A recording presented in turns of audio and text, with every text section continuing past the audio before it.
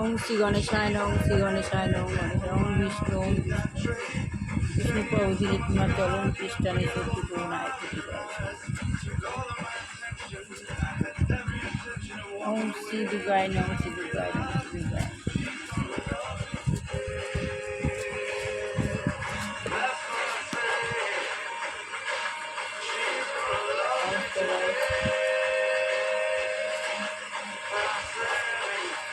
শ্রী গুরুদেব দুর্গা গীতা গীতা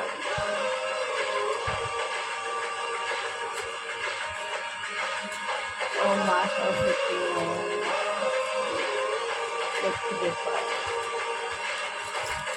সাই বাবাই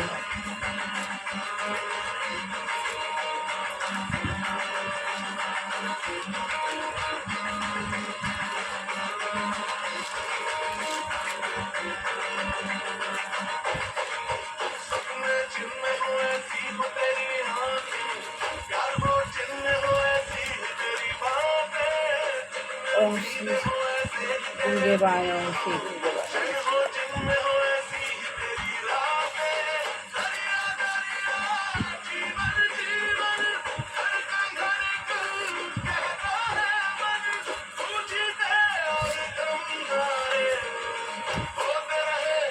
hello guys, আমি আত্মজ্ঞান নামের পন্থা বইটা পড়ছিলাম। এটা সবারই জানা দরকার। আত্মজ্ঞান নামের পন্থা বইটা শেষ হলে তবে গীতা করব।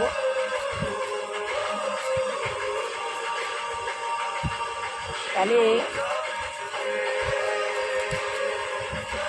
শ্রী প্রভুপাদ বলছেন, আমরা যদি মনে করি যে আমরা স্বাধীন অথবা আমরা আমাদের ইচ্ছা মতো সব কিছু করতে পারি, তাহলে সেটা মস্ত বড় মূর্খতা হবে। মাইকসন রবিনসন বলছেন সেটাই ঠিক। আপনি কি বলতে পারেন হরে কৃষ্ণ আন্দোলনের সদস্য হওয়ার মধ্যে কী বৈশিষ্ট্য আছে? মাইক রবিনসন জিজ্ঞাসা করছেন, সবই ঠিক। আমরা স্বাধীনভাবে আমরা আমাদের ইচ্ছা মতো কাজ করতে চেষ্টা করি। এটা মূর্খতা, এটাকে মাইক রবিনসন সমর্থন করছেন। তাই তিনি বলছেন, আপনি কি বলতে পারেন হরে কৃষ্ণ আন্দোলনের সদস্য হওয়ার মধ্যে কী বৈশিষ্ট্য আছে? আমরা যদি হরে কৃষ্ণ আন্দোলনের সদস্য হই, তার মধ্যে কী বৈশিষ্ট্যটা কী, তার বৈশিষ্ট্যটা কী?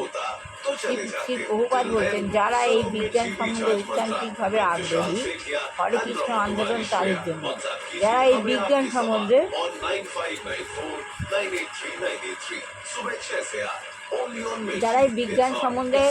আগ্রহী, বৈজ্ঞানিক সম্বন্ধে যারা আগ্রহী, হরে কৃষ্ণ আন্দোলন তাদের জন্য। তারা বিজ্ঞানকে সমর্থন করে, এই আন্দোলন তাদের জন্য। আমরা কোনো সংকীর্ণ গোষ্ঠী নই যে কেউ আমাদের জন্য, তাদের জন্য। আমরা কোনো সংকীর্ণ গোষ্ঠী, আমরা কেউই ছোট গোষ্ঠী নই যে কেউ আমাদের সঙ্গে যোগ দিতে পারে। আমাদের সঙ্গে যে কেউ যোগ দিতে পারে, যে আমরা অল্প কয়জন নিয়ে ঘুরতে বেরিয়েছি, কাউকে নেব না আমাদের দলে, তা না। যে কেউ এসে আমাদের সঙ্গে যোগ দিতে পারে। কৃষ্ণ মন্ত্র, কৃষ্ণ গান করার মতো স্বাধীনতা সবার আছে। যেমন কলেজে যে কেউ ভর্তি হতে পারে, তা আপনি মুসলমান হন, খ্রিস্টান হন বা হিন্দু হন, কলেজ সবাই ভর্তি হতে পারে। সে মুসলমান হোক, খ্রিস্টান হোক, হিন্দু হোক, তাতে যে কিছু আসে যায় না। সে যেই এই ভগবত তত্ত্ব বিজ্ঞান সম্বন্ধে জানতে ইচ্ছুক, যেই ভগবত তত্ত্ব সম্বন্ধে জানতে ইচ্ছুক, সেই কৃষ্ণ ভাবনামৃত আন্দোলনে যোগ দিতে পারে। যে কৃষ্ণ মন্ত্র করতে চায় সে যোগ দিতে পারে। মাইক রবিনসন আর কৃষ্ণ ভাবনাময় শিক্ষা অর্জনের বৈশিষ্ট্য। মাইকসন বলছেন, কৃষ্ণ ভাবনাময় শিক্ষা অর্জনের বৈশিষ্ট্যটা কী? প্রভুপাদ বলছেন, তখন তার যথার্থ শিক্ষাগুরু হয়। প্রথমে সে বিষয়টি হৃদয়ঙ্গম করতে হয়, তা হচ্ছে আমাদের স্বরূপে আমরা চিন্ময় আত্মা। প্রথমে বিষয় থেকে এই কৃষ্ণ মন্ত্রের জন্য একটা গুরু দরকার, শিক্ষাগুরু।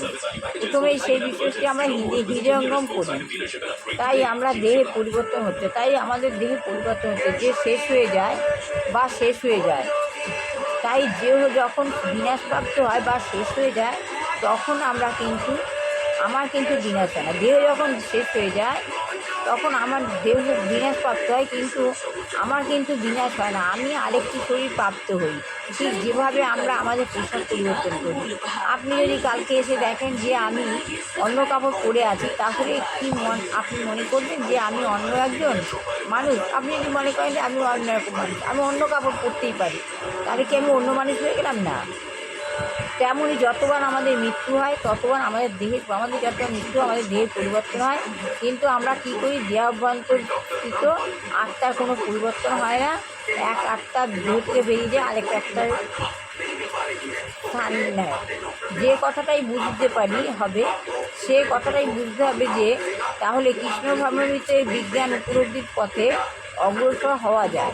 তাহলে আমাদের আত্মার কোনো পরিবর্তন নেই, আমাদের দেহের পরিবর্তন হয়। আমরা যেমন নতুন কাপড় বস্ত্র পরি, ঠিক সেমনি আমাদের আত্মা পরি। আমাদের দেহ যখন পুরনো হয়ে যায়, তখন আত্মা ওই দেহ ছেড়ে অন্য দেহের পরিবর্তন করে, ঠিক যেমনভাবে আমরা কাপড় পরি। এটা হচ্ছে তাহলে কৃষ্ণ ভাবনামৃতে এই বিজ্ঞানের উপলব্ধি পথে অবশ্যই হওয়া যায়। মাইক্রোভিশন হচ্ছে আমি একটু করে বুঝতে পারছি, কিন্তু যেটা বুঝতে আমার অসুবিধা হচ্ছে, এটা হচ্ছে আমাদের বহু সদস্য যে অক্সফোর্ড ডিস্ট্রিক্টে হরেকৃষ্ণ আন্দোলনের গ্রন্থাবলী বিক্রয় করছে, তার সঙ্গে এর সম্পর্কিত। মাইকশন বলছে আমাদের একজন আছেন যে অক্সফোর্ড স্ট্রিটে হরেকৃষ্ণ গ্রন্থাবলী বিক্রি করছে, তার সঙ্গে সম্পর্ক তো বটে। আমি আজকে এই বইটা পড়ছি, এই বইটা আত্মজ্ঞানের পড়া বইটা, এটা সবারই পড়া উচিত, জানা উচিত। তা পড়তে গেলে তাকে দোকানে যেতেই হবে, এই জন্য দোকানের সঙ্গে সম্পর্ক। মাইকশন রবিশন হচ্ছে আর তারা হরেকৃষ্ণ আন্দোলনে যোগদান করুন বা না করুন, সেই সম্বন্ধে আপনি কতটা গুরুত্ব দেন না। বলছে আপনি কেউ হরেকৃষ্ণ করুক আর না করুক, সে আন্দোলনে যোগ দিক আর না দিক, সে সম্বন্ধে আপনি ততটা গুরুত্ব দেন না। শিবপ্রভু তাতে কিছু আসে যায় না, উনি উত্তম, তাতে কিছু আসে যায় না। যার ইচ্ছা হবে করবে, যার ইচ্ছা হবে করবে না। আমাদের উদ্দেশ্য হচ্ছে তাদের শিক্ষা দেওয়া, আমাদের উদ্দেশ্য শিক্ষা দেওয়া। এই আমি আজ আত্মজ্ঞান লাইভ পন্থাটা বসে করছি শিক্ষা দেওয়ার জন্য। তা আমাদের উদ্দেশ্য হচ্ছে তাদের শিক্ষা দেওয়া। এবারে সে করুক আর না করুক, মানুষ অজ্ঞানে অন্ধকারে আচ্ছন্ন। তারা একটি কাচের স্বর্গে বাস করে, মনে করছে যে যখন তাদের দেহটা নষ্ট হয়ে যায়, তখন সব কিছু শেষ। দেহ যখন নষ্ট হয়, তখন সব কিছু শেষ হয়ে যায়, সেটা মূর্খতা। মাইক্রোভিশন বলছে আর আপনার মুখ্য উদ্দেশ্য হচ্ছে কেবল তাদের সেই পারমার্থিক জীবন সম্বন্ধে জানিয়ে দেওয়া। আমাদের উদ্দেশ্য হচ্ছে সেই সম্বন্ধে জানিয়ে দেওয়া। তাহলে আমাদের কাজ হলো আমরা প্রেরণা দেব, সবাইকে বলবো আপনারা এগিয়ে যান। এবারে সে করুক আর না করুক, এই উদ্দেশ্য সম্বন্ধে প্রভুপাদ বোঝাচ্ছেন যে কী করা উচিত মানুষের। তারা এই শরীর নয়, এই শরীরটি হচ্ছে তাদের একটি আবরণ। এই দেহের মধ্যে আত্মা বাস করে, আমাদের শরীরটা একটা আবরণ, আমাদের দেহের মধ্যে আত্মাটা বাস করছে। এতটুকু পড়লাম। আগামীকাল আমি আবার পরটুকু পড়ে শোনাবো। ভালো লাগে লাইক শেয়ার কমেন্ট অবশ্যই করবেন। সবার ভালো হোক, কল্যাণ হোক, ভালো হোক, দুষ্টু বাচ্চা ভালো করে পড়াশোনা থেকে মানুষ হোক, বিবাহিত ছেলে বিবাহ হোক, চাকরিযোগ্য ছেলে চাকরি হোক, সবার মঙ্গল হোক, এই বলে আমি শেষ করলাম।